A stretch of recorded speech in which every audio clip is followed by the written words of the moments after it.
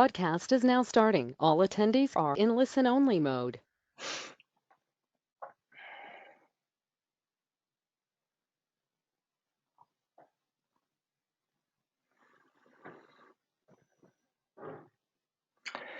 Welcome to our study of the steps to the Great Perfection, and just confirming that the sound is all right. Good, thank you. So, hold on, I'm just going to have to record this. Yeah. So, welcome to our study of steps to the Great Perfection. As always, when we're studying in our lineage, then there's very much an emphasis on first generating the intention to take this beyond a private enlightenment project, beyond just a personal growth project, and really intending that this should be what would get to the bottom of what ails the world, everything. And in fact, that's implicit in a lot of what we're going to be looking at today, which is the lower realms, where we're going to have to make some sense of what this is from the point of view of the role of the mind in creating our reality. But then again, it's not that difficult to see that the suffering of the world comes from afflicted subjectivities that are held back by insecurity and essentially what we call duality, the panic that comes when there's a sense that there's a struggle happening with regards to external objects. So we're fortunate having the Buddha, and since the Buddha, a long tradition of sages that saw through this delusional condition and attained awakening. But on the relative level, then we do experience suffering. And presently, Jigme Lingpa, he's speaking about the potential of the mind to create intense situations of pain. And just like we can identify incredible force in nature, like we have meadows with gentle little flowers that constitute, you could say, the perfection of nature in a very gentle way. Then we also have nature's, and also equally, you could say, a perfection in the incredible force that we see in all the freak phenomena in the context of climate change, and also generally in terms of the forces of nature, such as great winds, great fires, great waters, tsunamis, earthquakes, volcanoes, and so forth. So we understand there are great forces within our reality, and this also applies to the mind. I think everyone is aware that the path of enlightenment is about great capacity for bliss, but it's also about the great capacity for compassionate action.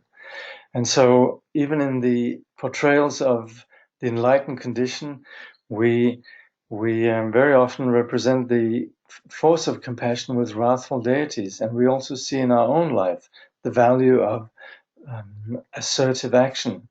When it comes from an enlightened place, then it's something that gives us great joy. So we can also see how the confused mind can get itself into incredible spaces of pain. And so the descriptions that we have of the hells, really come from a place of just wanting us to understand what our mind is capable of producing. So it's not about the agendas that many of us, of course, have rejected in terms of manipulation from power-hungry institutions and so on. Here we're simply just outlining what are the results of the confused mind. What is the confused mind capable of producing? So, like I said last time, this is adult material in some way. So hang in there. Oh, somehow the recording didn't work. Anyway, we're presently discussing then the lower realms and generating the bodhicitta and the attitude to apply this teaching for the benefit of all sentient beings. We should also understand what the various experiences of sentient beings are. So Jigme Lingpa's descriptions here of the lower realms are really intended for us to appreciate the peace that we presently have in terms of our situation, also understanding the ramifications of the neurotic mind, and also in order to understand the situation of the plight of sentient beings that are stuck in the lower realms of suffering. So the text then, presently we've covered the experiences of the hot hells, and Jigme Lingpa continues, as an aside, the lifespans of the beings in these hells are enumerated in general sutras, such as the Application of Mindfulness Sutra, the Delineation of Karma, and the Treasury of Higher Dharma. It is also explained, however, that in the context of the application of these antidotes, there is no fixed lifespan. So if we look in the words of my perfect teacher, we might come across similarly horrific descriptions of these realms. And of course, what's implicit here is that there is no eternal damnation. There is talk about how the aggressive neurotic mind can self-perpetuate, and for that reason then there's an emphasis on the length or the duration of time in these states. And so these sutras explain then the sort of the times, and at the same time, it's not as if there's something fixed. First of all, the neurotic mind is not the natural condition of the mind. It's a condition of delusion. And the moment that we apply conditions for sanity, for purifying, for seeing through the confusion, then of course this works as an antidote to this afflicted condition. So there's no fixed lifespan. And this, of course, applies to everything. You know, we have the Tibetan Book of the Dead that will say 49 days, 7 weeks, and so on. But of course, like all the masters will say, it depends so much on the individual. And similarly, also, the experience of the result of action is also not fixed. We hear about how one particular negative action will lead to that. But of course, it's all based on just the initial action. But initial actions are very often, or always basically, how do you say, diluted or mixed with conditions. So as much as we can understand an action can have a negative result, we also understand that there's no knowing how it actually plays out because there's so many other conditions in there. So for example, if a mother, she, out of worry for her child, seeing her child cross a street and seeing an oncoming car, she might brutally, with force, yank the kid out of harm's way. And we could say, oh, but that's so violent. Well, no. Yes, definitely, maybe the kid gets a bruise or something, but the child's life is saved, and that's the intention of the mother. There might be some anger mixed in there, the mother's irritation with the kid not coming when she calls it, and so on. So it's a mixed, we cannot just say that's a bad action, that was a violent action. No, it saved somebody's life. At the same time also, it's not just that there's a pure sort of benevolence, there's also, confusion, frustration mixed in there. So we understand that when we talk about the result of action in the Buddhist context, we're not saying every action will necessarily lead to that. We'll say this action can lead to that, or the force of this particular action can lead to that. But we want to understand that it's complex. So then we have the quote from Longchenpa, who, the great omniscient one, who wrote, "It is taught that when a powerful antidote takes root in one's mind or something similar occurs, transference can take place suddenly. Whereas then this is what we saw in the case of the Buddha, who all of a sudden, through undergoing the experience in the hell, then all of a sudden felt this empathy for his comrade, and so at that moment of compassion, he was out of there. So then also similarly also we can have a relationship with then so when an antidote takes root in one's mind, transference, meaning we can change realm all of a sudden. And then despising one's Vajra master and other such actions can necessitate remaining in a particular state for many great eons. So similarly also there's an action here that could result in a particular way, but again that is also mitigated by circumstances. So hence the delineation is made in terms of karmic obscuration. So we're talking about the condition of the karmic confused condition where the natural state is temporarily obscured for a shorter or longer time. And then Jigme Lingpa writes, this topic can be understood from the story of strongman Pakshita that was told earlier, the tale of Tsao's daughter, and so on. The 8 cold hells. So we talk about the hot and cold hells, and I seem to remember having been told that the hot hells have a lot to do with expressing anger, and the cold hells have more to do with the passive-aggressive condition. Anyway, Jigme Lingpa then describes then this situation. Envision yourself in a strange land where the ground is a vast desert of burning sand, and there isn't even a slight cool breeze. Tortured by the heat of the sun, you grow exhausted, yet you continue on in a vacant stupor. If only it were just a bit cooler than this, you think.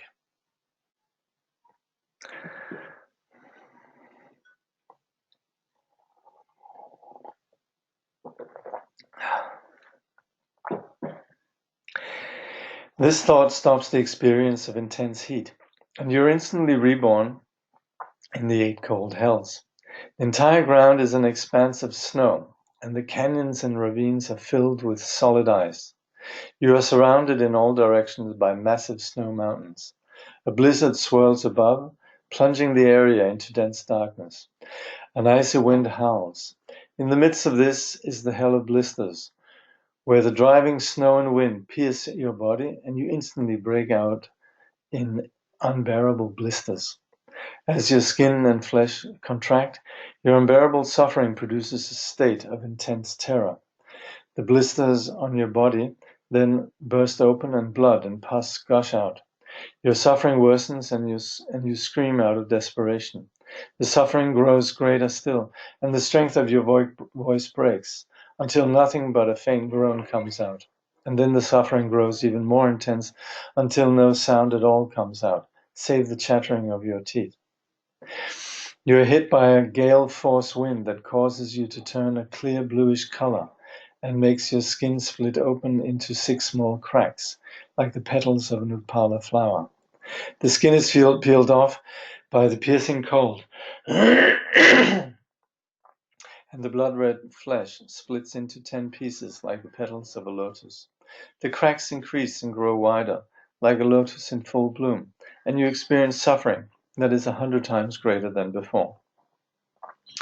If you fill the container with 80 Magadha measures of sesame seeds and then removed 1 grain every 100 years, the length of time it would take for the seeds to run out is said to be the equal to the lifespan in those in the hell of blisters. Meditate on this understanding until you become extremely dejected and disheartened.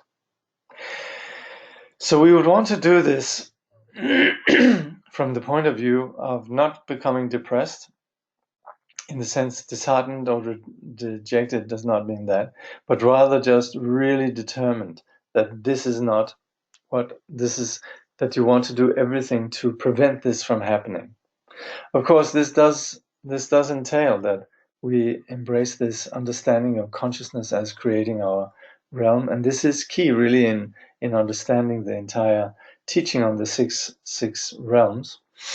It is entirely the construct of the mind, the neurotic mind, but again it appears extremely real, just like we presently experience our situation, sitting in houses, living in Australia, living in the US, living in Europe, and so on. Then there is a sense of a reality. All of this is projection. So we want to recognize that there is really need to have a clear determination to be free from this condition. The Tibetan word Nginjung, and that is what is intended with this, means just that, determination to be free. We sometimes translate it as renunciation, but it's the understanding of the strength of the conditioned, confused, and dualistic mind, and the determination to overcome that. So the meditation continues once again, or the contemplation continues. Once again, your root guru appears in the sky before you in the form of the great master of Vajrayana. Child, he says, understanding that your suffering is karma, and rejoice that it is being exhausted. With a feeling of intense compassion, take on still more to relieve the suffering of others, using this extraordinary antidote. So if we've studied Lojong, how to train the mind in enlightened attitude, then we know that we meditate thinking that suffering, when we undergo suffering, is not just something meaningless that we endure, but we could change the attitude around it so that we think whatever suffering we're undergoing, we pray, may through this suffering that I'm undergoing, may the cause of this kind of suffering be exhausted in others. So that attitude is then what we bring in here, and we just think, may through this suffering others be free of suffering. May I have even more. May I have even more suffering, so that that I may be able to relieve the suffering of others. And from that point of view, then this experience is viewed as an extraordinary antidote. One of Tugurjen's stories is, in Blazing Splendor, is the story of a great master of the great perfection.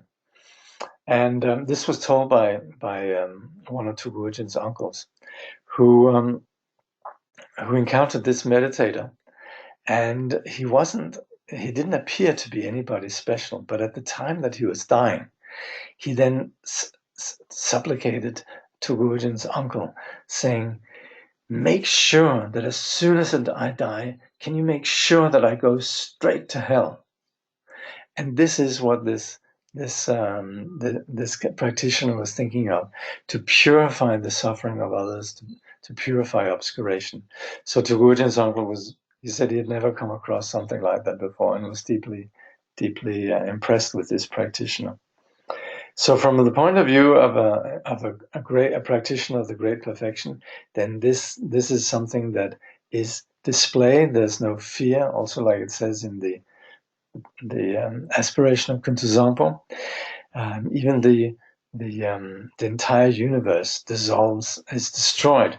Then there's not even the slightest fear.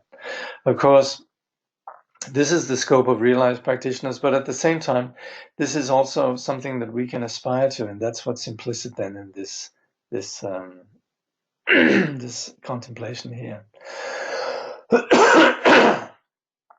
So as we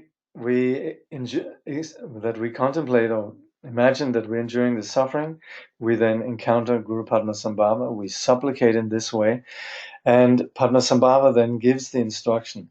And Jigme Lingpa goes on to say, just hearing this triggers bodhicitta to arise. And you think to yourself, how terribly sad. Just think of all the other sentient beings who suffer in the cold hells just like me. Even if I have to endure suffering 100,000 times greater than this, I will bear it, if it means that I will be able to experience the fate of these beings for them. May all these beings be freed from their suffering. So this reflects this kind of great courage of the Bodhisattva. And Jigme Lingpa continues, when you think of this, your bad karma is instantly exhausted. You are swiftly transferred to the heart center of the great master Buddhayana, where you become a realized guide, capable of leading beings. Next, simply observe the true nature of the pleasurable and painful experiences that arise, and let your consciousness rest naturally. So this is a meditation that we do, and in that we visualize suffering, and we also visualize that this kind of great courage. And just like the Buddha who was freed instantly, or the Bodhisattva who was freed instantly through this moment of bodhicitta, then through this kind of courage, then also we are instantly freed and fuse with the wisdom of the great Master Buddhayana, settling into our innate natural Buddha nature. And then as we settle, then we remain in this condition of one taste, whether we have pleasurable circumstances or painful circumstances, we simply just let the mind rest. So that kind of unconditional insight then concludes this meditation. Okay. See if there's any questions. A lot of good mornings. Good morning, good morning, good morning, La. Thank you. The suffering of spirits. Letter to a friend states, spirits undergo an unending stream of suffering, brought on by their unfulfilled desires. Hunger, thirst, cold, heat, fatigue, and fear make their experience unbearable. So when we talk about the hungry ghost, we're talking about this founded on the psychological attitude of poverty, that we experience that no matter how much we have, we're still lacking something. We still are fighting to get more.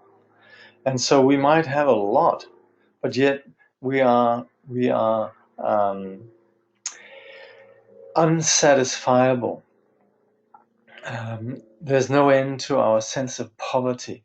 So the image is the beings of the hungry ghosts that have these gigantic stomachs, and so even though they might be ingesting something or other, it never seems enough for them. It feels like nothing, and so they experience just getting very little, and also having this tremendous lack of sense of poverty, of lacking. Jigme Lingpa then says, there are said to be 3 types of spirits. To create an appropriate subjective experience of the suffering they encounter, imagine feeling an intense craving for food, clothing, and material things. This creates a feeling of stinginess when you make offerings and serve extraordinary individuals, causing you to be born instantly in as a spirit with external obscurations. Your desire to enjoy fruits, rivers, and so on drives you to travel great distances.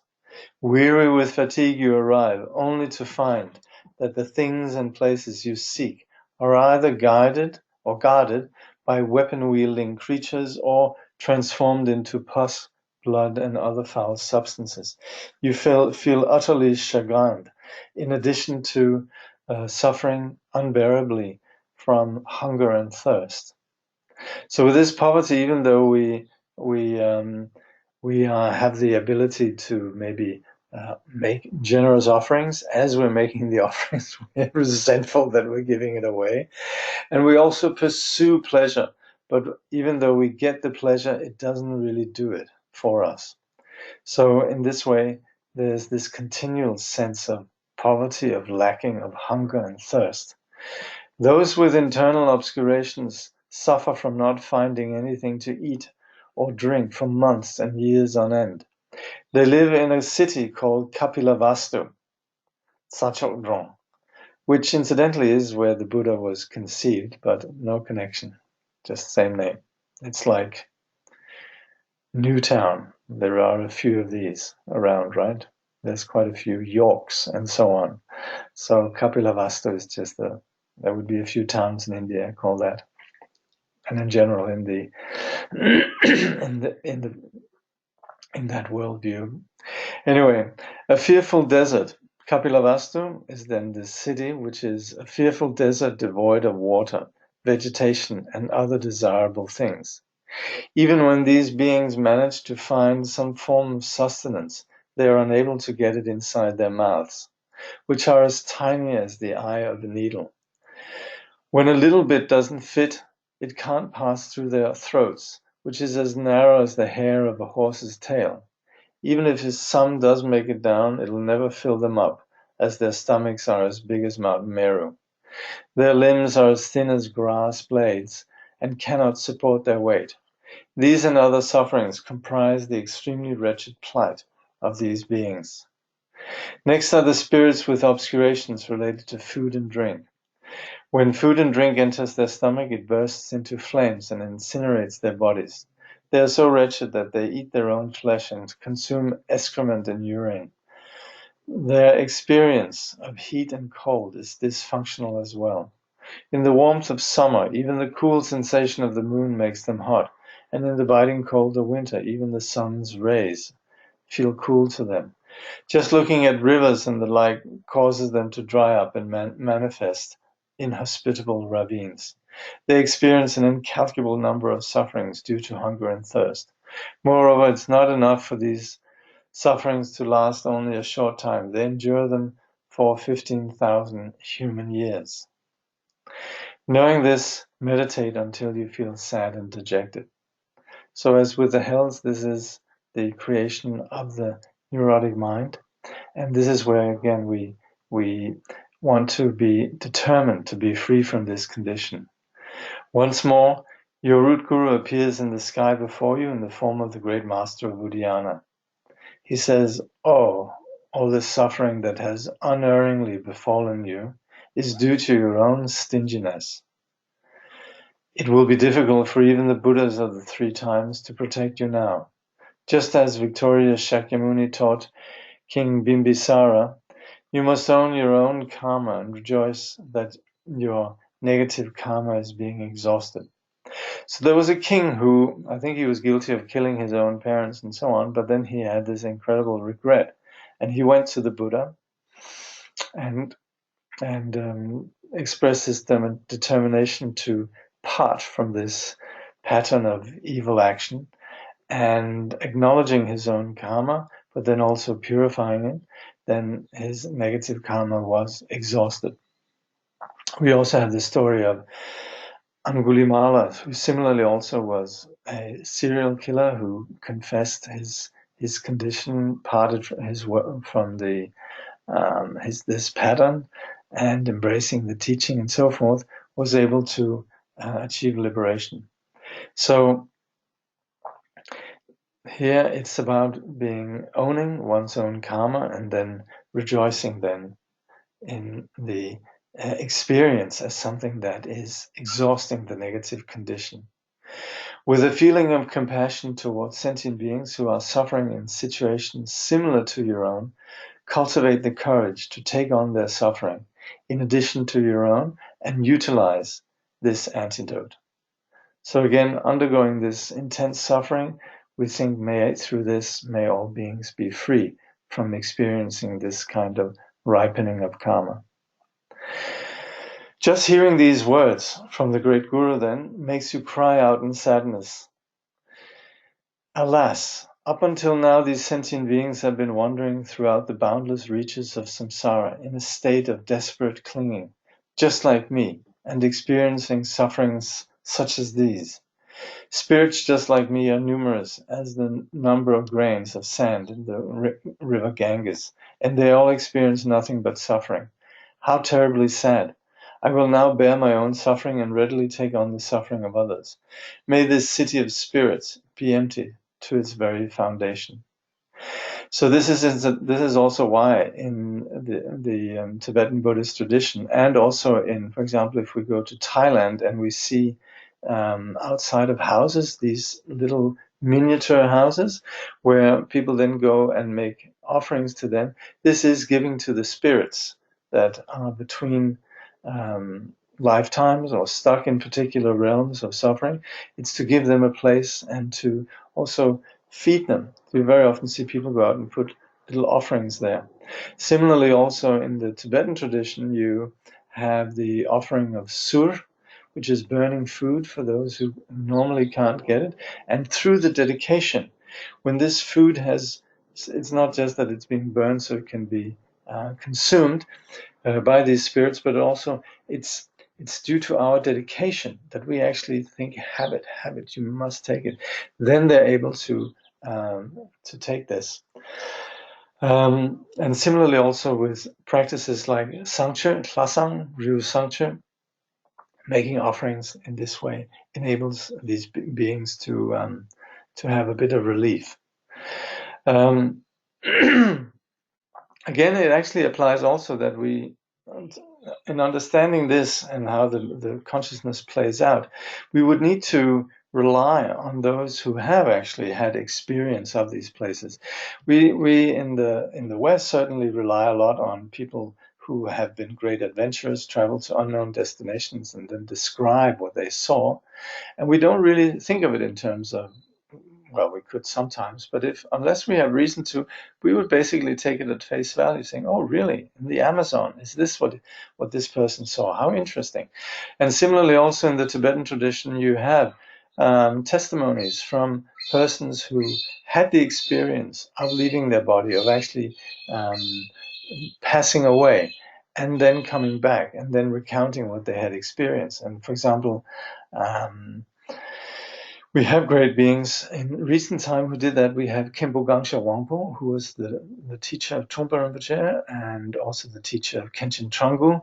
And we also have the mother of Chagdu Rinpoche, who passed away, and she actually recounted and wrote down her experiences, and it's translated into English. It's called Delog, D-E-L-O-G, where she recounts her experiences of encountering beings in the 6 realms.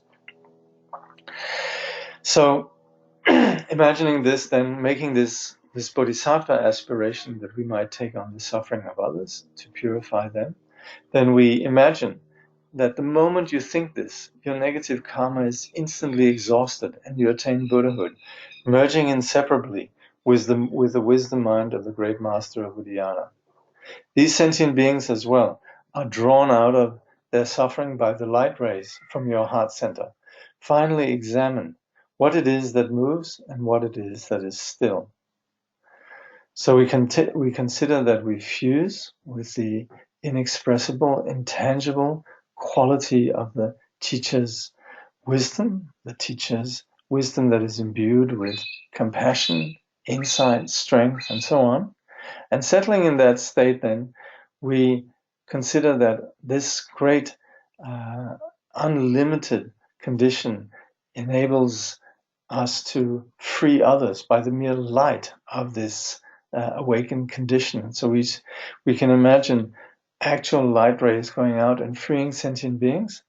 And at the end, we just settle, and we will notice that the mind sometimes is still, sometimes it moves, but at the same time, we stay with the one that knows. So this is where we observe through awareness what we call moving and stillness. So that's how we meditate. In addition to the hells mentioned above, the Vinaya scriptures state, then Moggalleyana crossed over the oceans and saw the sentient beings of the ephemeral hells being born as pestles, brooms, and trees, and being tormented by a great many suffering. So these are called the neighboring hells. And these also in the Longchen Ngondro, there's references to these where we talk about being stuck in, doors and stoves and so forth. I think I mentioned this last time, perhaps, that some of my teachers would be very careful just when they close a door, because there might be beings who experience this kind of neighboring hell situation that are stuck in the door. So if we slam them, then they suffer. And similarly, also moving about in general gently ensures that we're not creating pains for others. The neighboring hells are situated in the midst of 2 groups of 8, meaning the hot and cold hells. So this is just a way that we describe them on a very on a conventional relative level. The individual locations of the ephemeral and neighboring hells are explained in the treasury of the Supreme Vehicle. So this is treasury of the Supreme Vehicle is Longchenpa's pith instructions on the practice of the Great Perfection, which again is where we also need to explain the conditions of the confused consciousness. In there he explains the location of the ephemeral hells is not fixed, as they can be found in various places: the earth, water, fire, and air. The neighboring hells are located in the immediate environs of the two groups of eight. So we have the ephemeral hells that can be these various places, and then and then the neighboring hells are then located in a more specific place. Thus the two are grouped together in one category. Concerning the spirits that's discussed above, Longchenpa, the great omniscient one, taught, there are terrestrial and celestial spirits. Of the divisions here, terrestrial spirits are the three groups discussed previously. Celestial spirits or minor spirits are mentioned in the root verses of the Great Chariot, which is then the commentary on finding rest in the nature of the mind. And in there, then it says, the spirits that move in space are ghosts, demons, harm bringers, flesh eaters, powerful ghosts, the king spirits, and others.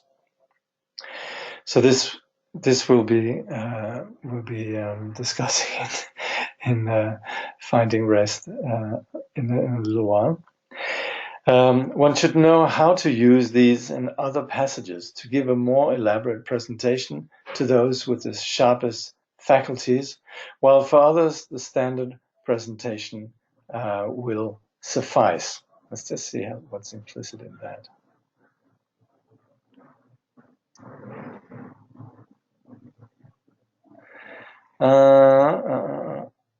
Author's note in the original text, as explained in the elucidating the significance of the three virtues. So there's not really anything that's being said there, merely just referring to a particular scripture. This is just some notes which the translator found in the copy that he was looking at. So so this was then the hungry ghosts, the spirits. Okay. Some questions. Yes. Hi, Jakob. I wonder how beings in the hell realms could ever possibly get out, since being there would probably just make them more angry and create more the same. So it seems like it'd be endless. How could there be an opportunity for anything positive to arise? Well, eventually there will be. Eventually it will exhaust. So the karma eventually will exhaust. It's true there's a sense of it being self-perpetuating, and for that reason it does endure for a long time. But there would also be a time when it exhausts. It's almost like there would have to be some kind of external intervention on your behalf to shock you out of it. Well, the thing is, we contain a lot. So the seeds of virtue and other seeds of that which are not the causes of hell still exist within us as well.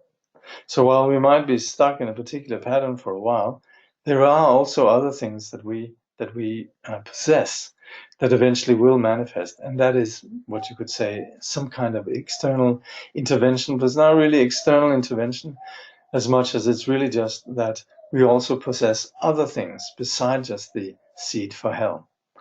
But what we then are speaking about here in this particular context, the visualization, is considering that our Buddha nature externally manifests, and this is also what then would happen as a result of having just at one point in our experience made the aspiration that of this kind. Then as we are stuck in that kind of situation, it might all of a sudden come as a burst. So this is also something we can experience in our ordinary life. We might be stuck in really depressed conditions, and all of a sudden it's as if there's something that just takes us out of there. Then again, there are those who don't have the fortune have that insight, and who then just, you could say, spiral inward and downward with depression or with suffering. Having no tradition of offering in modern Australian culture, what is a simple way to make offerings to hungry ghosts and spirits? Offering the food that one is eating. As we're sitting, then just think whoever would want to have this food. And there's actually a tradition of putting a little bit aside. We would sometimes put a little bit aside to as an offering to the principles of enlightenment, the three jewels, and also a little bit for those that in the hungry ghost realm. So we can do that physically. That might look odd if you're eating out and so forth, but then again, also mentally, just considering dedicating. And as much as we are in the modern Australian culture, there are now pockets of alternative cultures that offer incense that has actually been created with particular substances and so forth, according to the traditions of the great sages. So we can you can I can, if you write me, I can point you in the right direction. The Sydney Centre would have it, and also down in Melbourne. I'm sure the Avon people, or maybe some of the Siddhartha intent people in Sydney might have some of these. We particularly have what's called the Sur offering incense, and then also the Ryu Sangche. So you can find that in the context of Tibetan culture, in Australian culture. Okay, how are we doing? All right. Yeah, hanging in there, all of you? Okay, we'll continue. The suffering of animals. Again, this is so much about us generating compassion for the beings in these realms. Letter to a friend. This is Nagarjuna's text, which has been translated. I think it's actually the English title is Letter to a Friend. Those born as animals are killed, bound, and beaten. They experience all manner of suffering. Those who abandon the virtue that brings peace will end up eating one another, an intolerable state. Animals are classified in two categories, those that live in the depths and those that are scattered elsewhere. So with those, we refer to like animals down in the depths of the oceans. And also, we very often have clusters of animals of various kinds. And then the animals that more roam freely. The following contemplation related to the suffering of these two groups stems from the treatise on the levels. Imagine that your afflicted mental state is one of dense ignorance, which causes you to be instantaneously reborn as a creature living in the depths of a vast ocean. The waters of the ocean are teeming with fish, mollusks, sea monsters, and so forth, all crowded together like the dregs left over from fermented beer. At times you are bigger than the other fish, and the smaller creatures bore into your body. This feels as painful as an arrow piercing your heart. At other times you're smaller, and the bigger fish swallow you, causing you to suffer as though your body were being stuffed into a small iron box. When you find yourself between the iron mountains that lie at the edge of this and other continents, where neither the sun nor the moon shines, it is so dark that you cannot even see your own arm when it is stretched out before you. All this makes you suffer. So, of course, here we are again coming from a different cosmology. So, again, this is where we just want to. This is more about us relating to our world, and so even though we see it then in a different way, we should understand that these experiences can happen even within a different description of our world.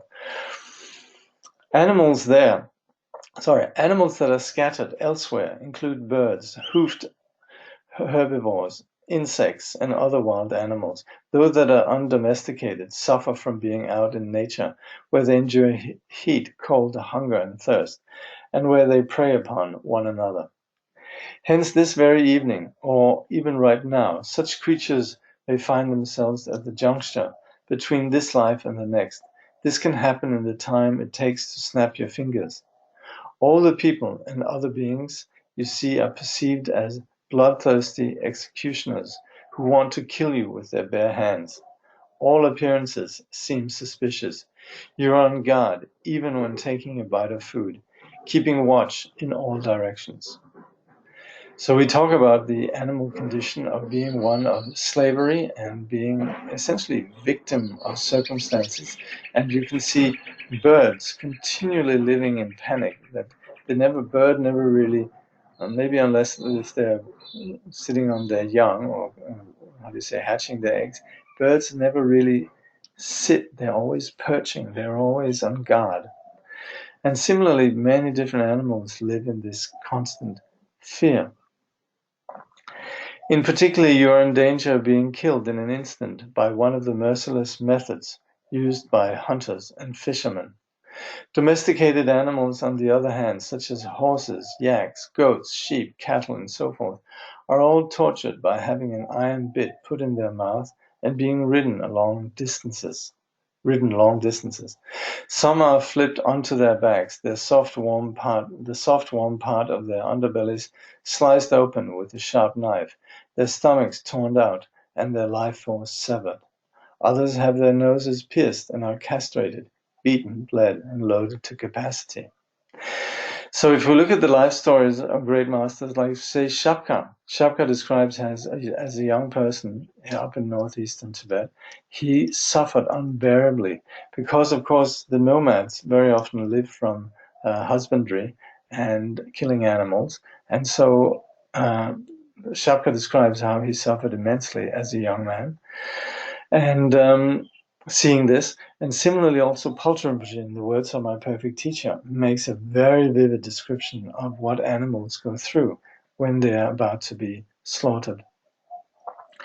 Nagas as well suffer from things such as burning sand, the fear of Garudas, Vijja mantras, and being abandoned, outcast, and friendless.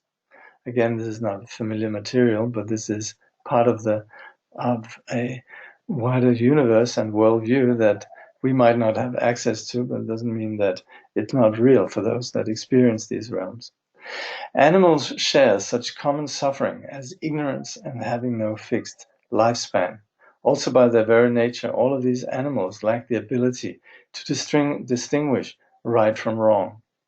Contemplate the specific sufferings found in each of these realms until the mere thought of samsara makes you sick.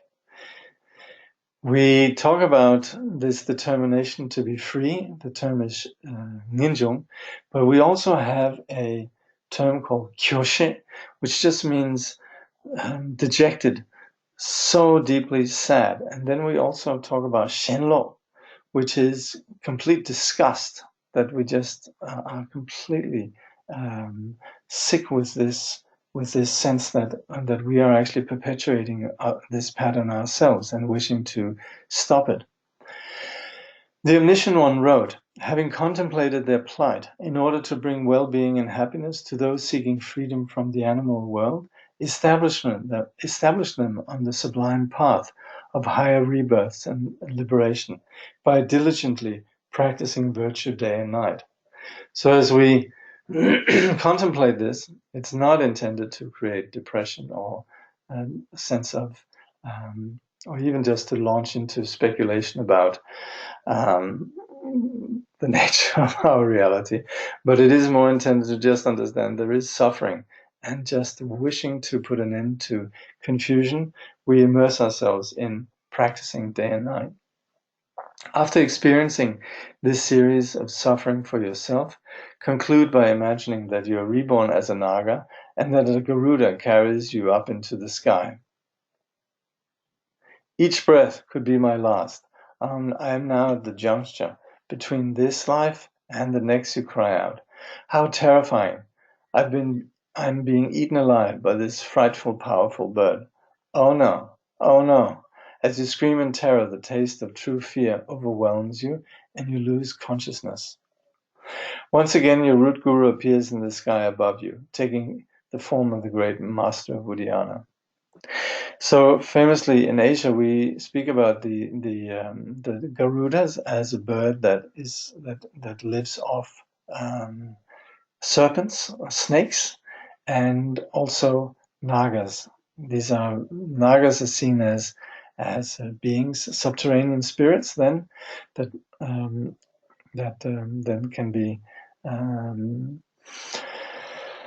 I guess that also can have the body of a snake, and so hence the situation here.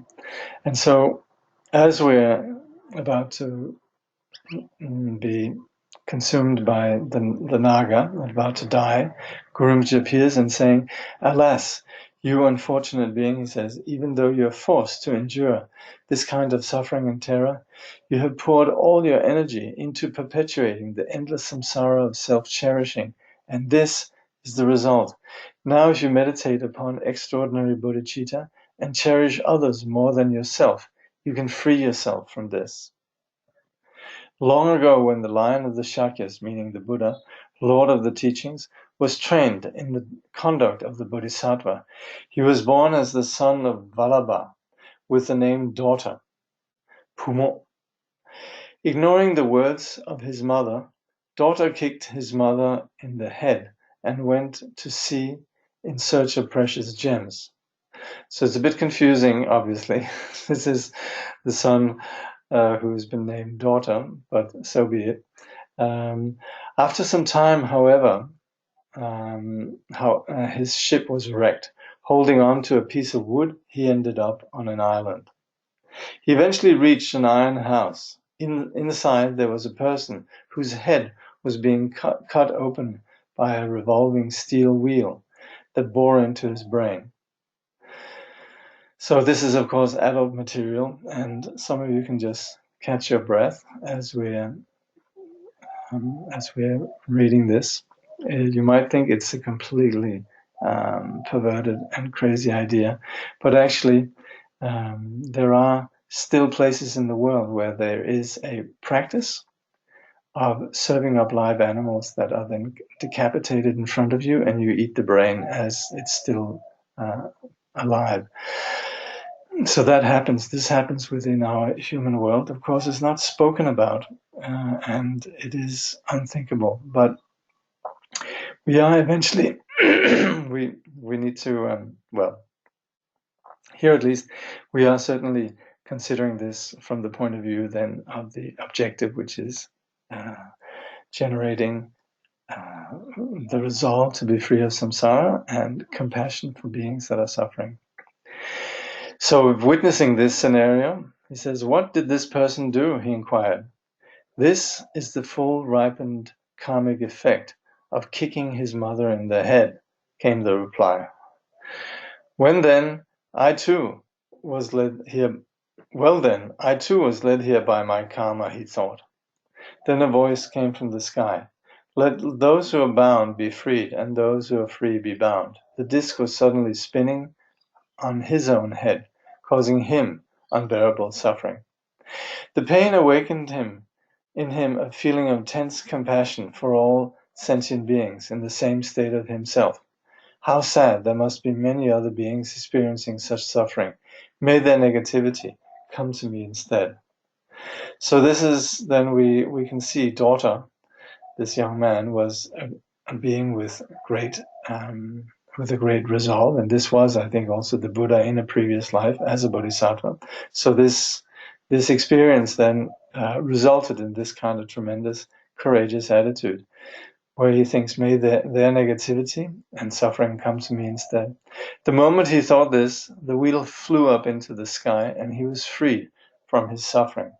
Therefore, the wish to put others before yourself is extremely powerful. So cultivate great compassion for all the infinite number of sentient beings who suffer as you do. Take on their suffering in addition to your own and rejoice.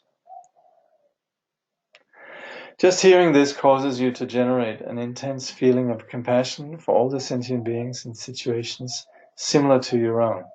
This, coupled with the courage that you now have to give away your own happiness and take on the suffering of others, instantly purifies your negative karma. Your fear, like an unreal appearance in a dream, then vanishes. You merge inseparably with the great master of Buddhayana and attain Buddhahood. Visualize yourself emanating rays of light to all the different animal species, and imagine that they are drawn up to the ranks of the 4 kinds of masters of awareness. These are the according to the Vajrayana teaching, what we call the 4 levels of Vijadaras, which is like Bodhisattva level. So imagine that all the different animals are drawn up into this condition, like a flock of birds startled by a stone from a slingshot. So we see all of a sudden the whole flock of birds take up, and we consider that they all merge into the wisdom of the great master Buddhayana. Finally, cut through the flow of discursive thought and allow your mindfulness and awareness to relax without restriction. And then we just settle the mind into its natural condition.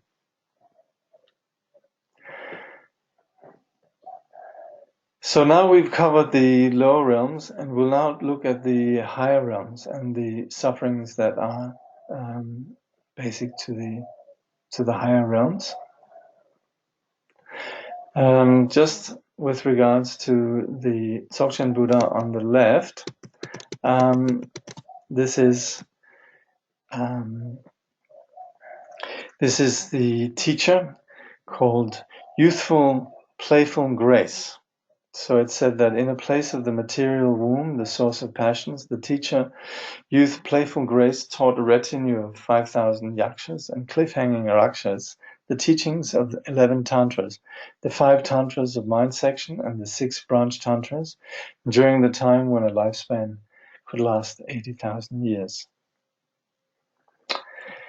So this is then the 4th teacher, back from an ancient time in the distant past. And also we have some masters just around here.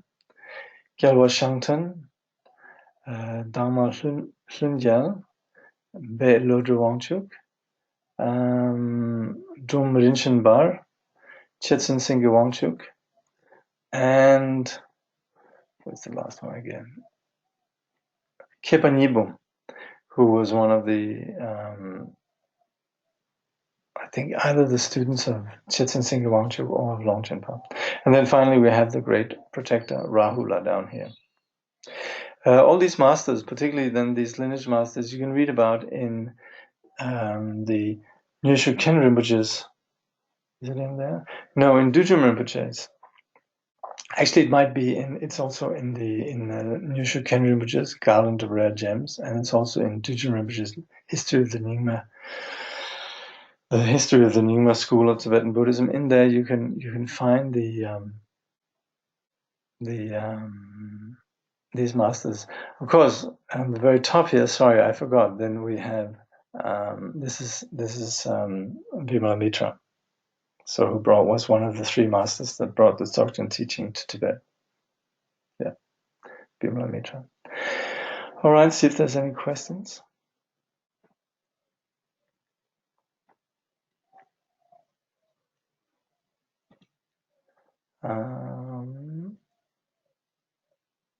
What is a Vijja mantra? These are mantras that mantra in general is something that invokes power because it touches on the force of prana in our speech. So we have, of course, in a Buddhist context, we have mantras of compassion and so forth, but we also sometimes have wrathful mantras, which can be intended to strike, and it can sometimes be enlightened, that force, but it can also sometimes be essentially what we call black magic. So the Nagas, they are very, very sensitive and they're easily affected by these. So we're talking about a form of practicing wrathful practice of black magic. Could this discussion of hell help to understand the Christian central belief, Jesus' experience of suffering on the cross, which would seem to be a description of something like hell, in his statement that he was taking on the sin of others, which could lead to their suffering in hell? Very much. And sometimes when we come across the controversies around rejecting the Christian faith, you could say in a way that if you have a bit of understanding of the role of the mind, you're in a much clearer position really to understand some of the statements that we find in Christianity. Here in Oz, we have the kookaburras who eat snakes in the same way as Garuda. Ah, interesting. Okay. Interesting. Okay. Well, they have these big, strong beaks, right? Yeah. In modern times, the suffering of the plastic pollution in our ocean caused the animals their incredible suffering. Indeed. Yes. Yes. Is compassion also karma? No. Compassion is the basic condition of Buddha nature, because it's the very nature of selflessness. It's not caught up in the delusion. At the same time, we can engage the dualistic mind in the cultivation of compassion, and that's where it can take on being karma. It can become part of us. We very often would see that teachers saying, well, it's a good habit. Might as well get used to that. Why, if you're going to be thinking dualistic thoughts, why not think compassionate dualistic thoughts? So yes, karma is both basic to the primordial ground, but it's also something that we can cultivate on the basis of karma. Why I think that let those who are bound be freed and those free be bound conflict, I don't understand. No, that's just this is just a voice from the sky. You could say that that proclaims the karmic situation. So that's it just meant that there was those that were experiencing that pain, they were freed, and there were some who were free, and then it was their turn. So it's really just describing the scenario in that particular place. There seems little difference between a human life in various locations or a particular neighborhood and that of animals.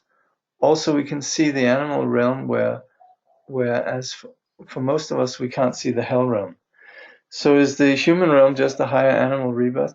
No, there's a big difference because in the animal realm, you don't have the freedoms that we have as a human. You see, this is the point with the animals. They're bound, very often exploited, and they're also very much powerless to work for their own liberation. And particularly when we come to the what we call precious human rebirth, where we then also have the possibility of practicing the path of liberation, then obviously there's a vast difference.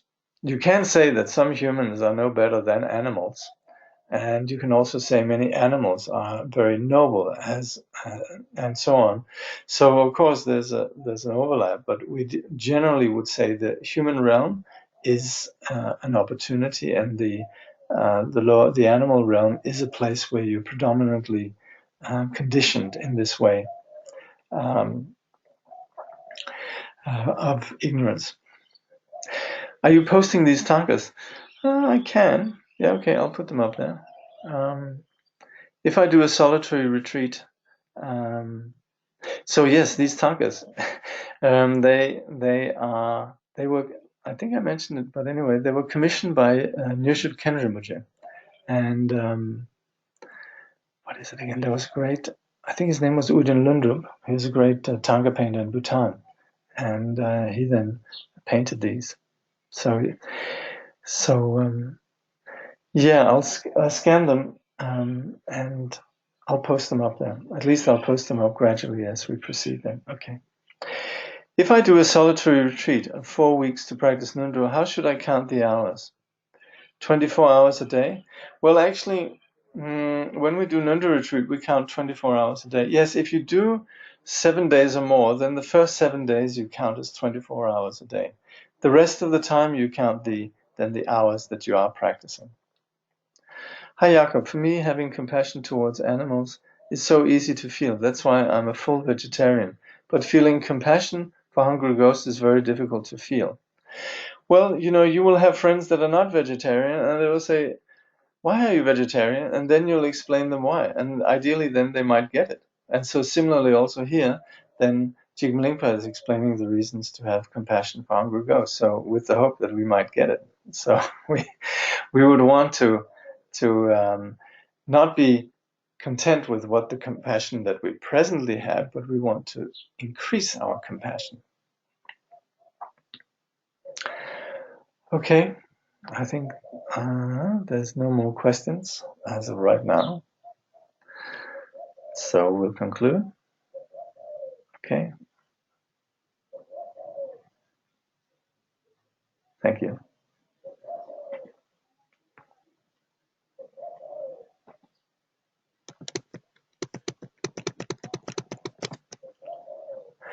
Through this virtue may all beings throughout existence awaken together without a single being left behind. In the pure realm of the luminous essence, the ground of the great perfection, may they remain inseparable from the kayas and wisdoms. Through all our births, wherever we may be born, may we be endowed with the 7 good qualities of the higher realms. As soon as we are born, may we meet with the Dharma and have the freedom to practice it properly. At that time, may we please the holy gurus and practice the Dharma throughout day and night, realizing the Dharma and accomplishing its essential meaning. May we cross the oceans of existence in that life. Thoroughly teaching the holy Dharma in this world, may we never tire of accomplishing the benefit of others. By this vast benefit of others, without partiality or bias, may all attain Buddhahood together.